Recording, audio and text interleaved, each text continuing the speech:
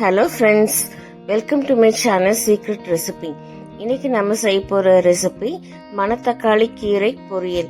இதுக்கு தேவையான இன்க்ரீடியன்ஸ்: மணத்தக்காளி கீரை, வெங்காயம், பூண்டு, சீரகம், மஞ்சத்தூள், மிளகாய்த்தூள், மிளகுத்தூள், தேங்காய், உப்பு.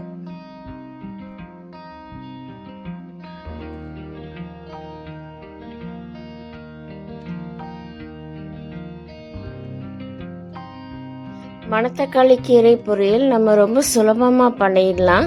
இந்த கீரை அல்சர் ப்ராப்ளம் இருக்கிறவங்களுக்கு ரொம்ப நல்லது. வாரத்தில் 2-3 நாள் இந்த கீரை நம்ம சாப்பாட்டில் சேர்த்தும் போது நமக்கு குடல் புண்ணு சீக்கிரமாக ஆறிடும்.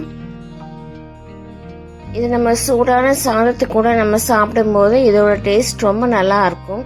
அதோட சாம்பார் சாதம், ரச சாதம், இது எல்லாத்துக்குமே நம்ம சைட் டிஷ்ஷாக சாப்பிடலாம். இந்த வீடியோக்குள்ளே போகிறதுக்கு முன்னாடி சீக்ரெட் ரெசிபி சேனலுக்கு சப்ஸ்கிரைப் பண்ணுங்கள். ஸோ தட் என்னோட நோட்டிஃபிகேஷன்ஸ் எல்லாமே உங்களுக்கு வந்துடும். இப்போ வாங்க இந்த மணத்தக்காளி கீரை பொரியல் எப்படி பண்ணுறதுன்னு பார்க்கலாம். நான் இப்போ 2 கட்டு கீரை எடுத்திருக்கேன். கீரை நல்லா சுத்தம் பண்ணி கழுவி எடுத்து வச்சுருக்கேன். இந்த மணத்தக்காளி கீரை இலை நல்லா பெருசாக இருக்கும் பாருங்கள். பிகினர்ஸ்க்கு இது யூஸ்ஃபுல்லான டிப்பாக இருக்கும்னு நினைக்கிறேன்.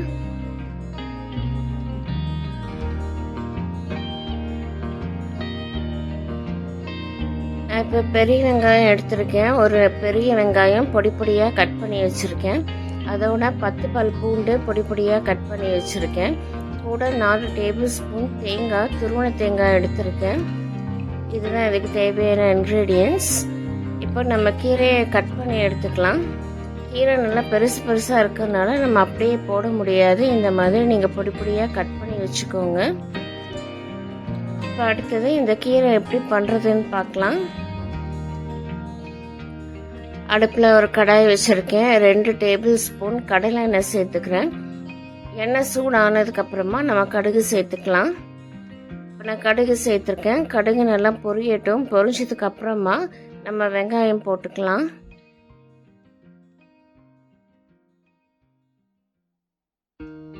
கடுகு நல்லா பொரிஞ்சிருச்சு. நான் கட் பண்ணி வச்சிருக்கிற பெரிய வெங்காயத்தை நான் அது கூட நான் சேர்த்துக்கிறேன். சேர்த்துட்டு இந்த எண்ணெயிலேயே 1 நிமிஷம் நல்லா வதக்கி விட்டுக்கலாம்.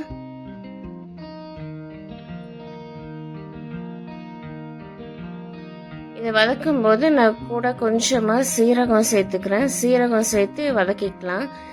எண்ணெயிலேயே நம்ம சீரகம் சேர்த்து வதக்கும் போது சீரகத்தோட வாசனை ரொம்ப நல்லா இருக்கும்.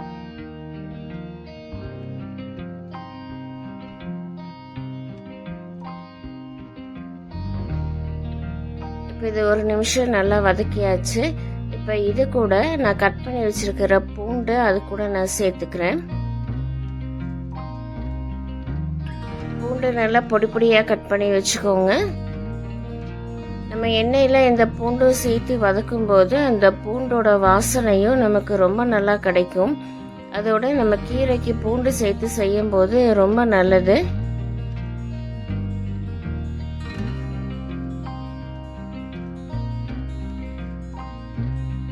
இது 1 நிமிஷம் நல்லா வதக்கியாச்சு. இப்போ இது கூட நம்ம பொடியாக கட் பண்ணி வச்சிருக்கிற கீரையை சேர்த்துக்கலாம்.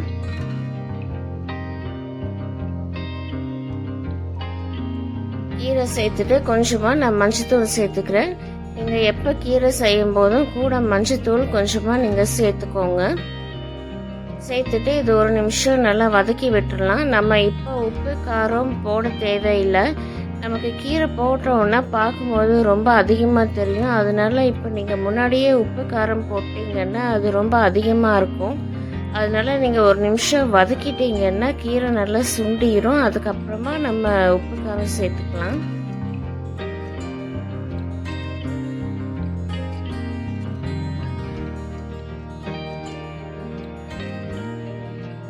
கீரை நல்லா சுண்டிருச்சு. இந்த ஸ்டேஜில் நம்ம உப்பு காரம் சேர்த்துக்கலாம். நான் தாளிக்கும் போது வரமிளகா நான் சேர்த்தலை.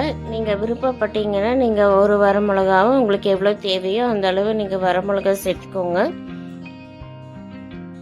நான் இது கூட மிளகாய் தூள் தான் சேர்த்துறேன். 1/2 ஸ்பூன் மிளகாய் தூள் சேர்த்துருக்கேன்.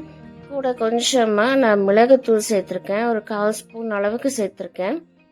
சேர்த்துட்டு இது கூடவே இந்த கீரைக்கு தேவையான உப்பு சேர்த்துக்கோங்க, கல்லுப்பு சேர்த்துக்கோங்க. சேர்த்துட்டு இது ஒரு நிமிஷம் நல்லா வதக்கி விட்டுக்கோங்க.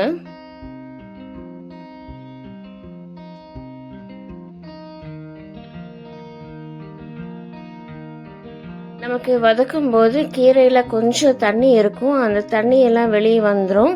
அதுக்கப்புறமா நம்ம இதுக்கு தேவையான தண்ணி விட்டுக்கலாம். மணத்தக்காளி கீரை நல்லா வேகணும், அதனால நீங்கள் இன்னும் கொஞ்சம் தண்ணி சேர்த்துக்கோங்க. அடுப்பு நீங்கள் மீடியம் ஃப்ளேமில் வச்சுக்கோங்க.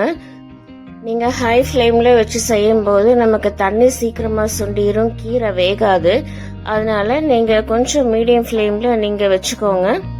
மீடியம் ஃப்ளேமில் வைக்கும்போது நமக்கு தண்ணியும் சீக்கிரம் சுண்டாது, நமக்கு கீரையும் வெந்துடும். பாருங்க, நமக்கு இதில் தண்ணி இருக்குது, நமக்கு இந்த தண்ணியே போதும்.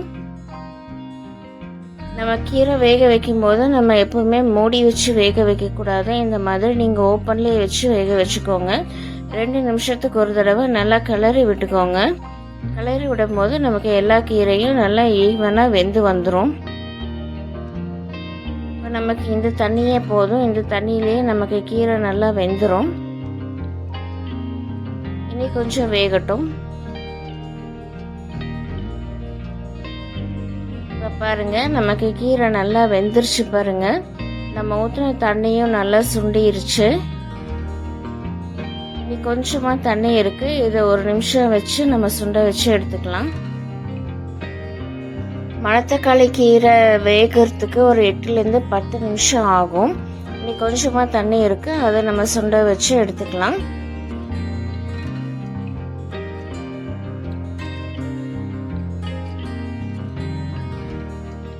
இப்போ நமக்கு தண்ணி நல்லா சுண்டிருச்சு. இப்போ ஃபைனலாக நம்ம துருவி வச்சிருக்கிற தேங்காவை நம்ம அது கூட சேர்த்துக்கலாம். மணத்தக்காளி கீரை பொரியல் கொஞ்சம் கசப்பாக இருக்கும், அதனால நீங்கள் தேங்காய் போடும்போது அந்த கசப்பு தன்மை உங்களுக்கு தெரியாது. கீரை சாப்பிடும்போது ரொம்ப நல்லா இருக்கும். தேங்காய் போட்டு ஒரு நிமிஷம் நல்லா கலந்து விட்டுக்கோங்க.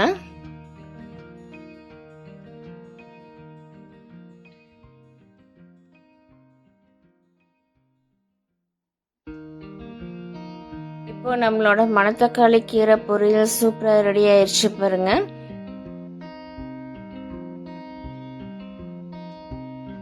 நம்ம ஸ்டவ் ஆஃப் பண்ணிடலாம். ஆஃப் பண்ணிட்டு இதோட சர்விங் பிளேட்க்கு நம்ம மாற்றிக்கலாம். இந்த மணத்தக்காளி கீரை ரொம்ப ஈஸியாக நம்ம பண்ணிடலாம். இது சூடான சாதத்து கூட நம்ம சர்வ் பண்ணும்போது இதோட டேஸ்ட் ரொம்ப நல்லா இருக்கும்.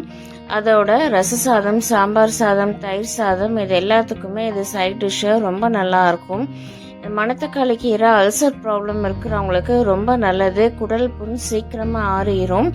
வாரத்தில் 2 நாள் 3 நாள் இது தொடர்ந்து சாப்பிடும்போது சீக்கிரமாக நமக்கு புண்ணு ஆறிடும். ஸோ ஃப்ரெண்ட்ஸ், இந்த ரெசிபி எல்லாருமே ட்ரை பண்ணி பாருங்கள். இந்த ரெசிபி உங்களுக்கு பிடிச்சிருந்தா சீக்ரெட் ரெசிபி சேனலுக்கு லைக் பண்ணுங்கள், ஷேர் பண்ணுங்கள், சப்ஸ்கிரைப் பண்ணுங்கள், கூட பெல் ஐக்கானை கிளிக் பண்ணுங்கள். ஸோ தட் என்னோட நோட்டிஃபிகேஷன்ஸ் எல்லாமே உங்களுக்கு வந்துடும். Thank you, take care, bye bye.